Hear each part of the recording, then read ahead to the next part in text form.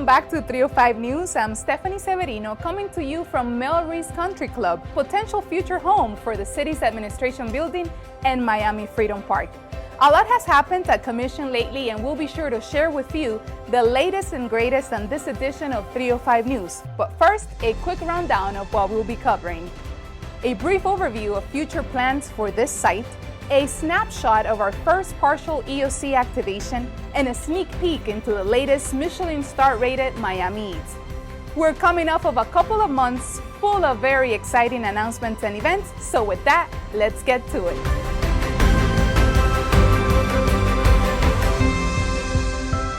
On April 28, the Miami Commission voted 4-1 to approve Miami Freedom Park, a plan to redevelop this location into a soccer stadium with associated retail, hotel, office, and commercial uses.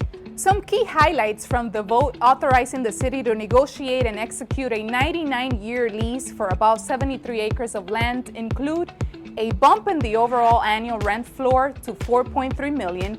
The construction rent was increased to $650,000 from $500,000 at 18 months after the lease is signed, after which there will be another increase of $100,000 a year for 3 years, and payments to the city will come sooner in the lease's timeline, including 2 installments of $12.5 million that are meant to fund the Baywalk Riverwalk projects and other park initiatives across the city.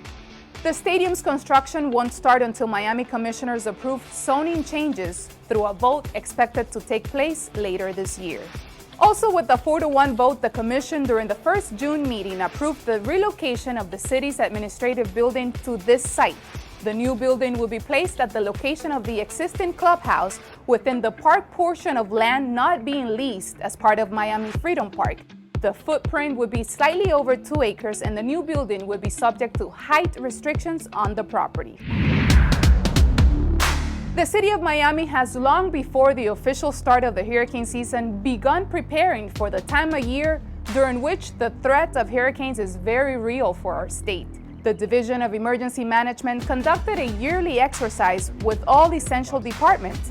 On June 1st, the mayor and the state's chief financial officer, Jimmy Patronis, hosted a joint hurricane preparedness press conference, and only 3 days later, our Emergency Operations Center was being activated ahead of our first system of this season.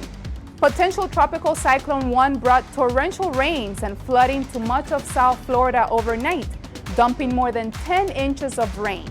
To learn more about the city's response to potential Tropical Cyclone 1, our multimedia manager, Diana Rocha, sat down with our Public Works Director, Juvenal Santana, to talk about how the city mitigated the flooding we experienced during that incident.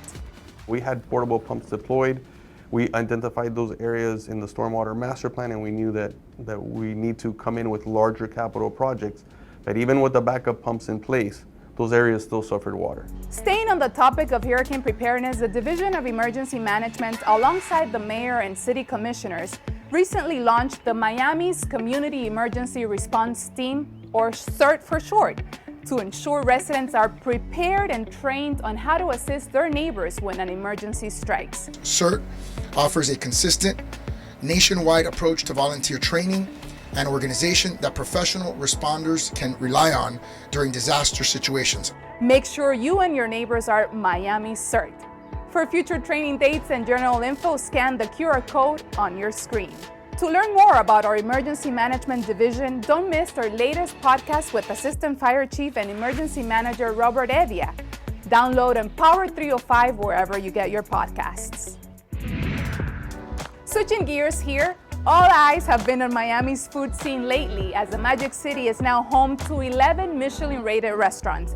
Having a Michelin star is one of the most prestigious culinary honors for that industry, and for the first time in Miami's history, we are home to a restaurant that has earned 2 Michelin stars. We're gonna start with our tuna, which has already been sort of julienned into thin strips, kind of like to mimic like little ribbons, like almost like pasta. Yeah, we're just seasoning with a little bit of fine salt, some olive oil. We're gonna do that on both sides. All right. Well, that's not bad. I tried. So you're gonna enjoy. Thank you.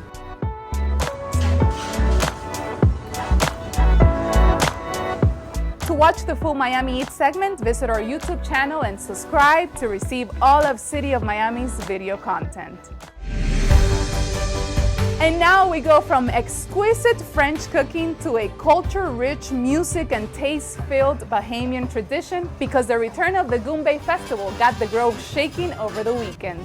The Grove's Bahamian heritage was celebrated with 2 days of festivities at the return of Goonbay, one of the biggest Bahamian celebrations which after a hiatus kicked off on Saturday, June 11th at the Elizabeth Varick Park with live dunk canoe performances both days and of course, a wide selection of authentic Bahamian cuisine. We hope to see the festival come back every year, just like the entire team that makes this production possible hopes that you'll come back for a new edition of 305 News. Thank you all for watching at home or on the go. You can always stay up to date with the latest happenings in the Magic City on all of our social media platforms. Remember to like, share, and subscribe. We'll see you next time on 305 News.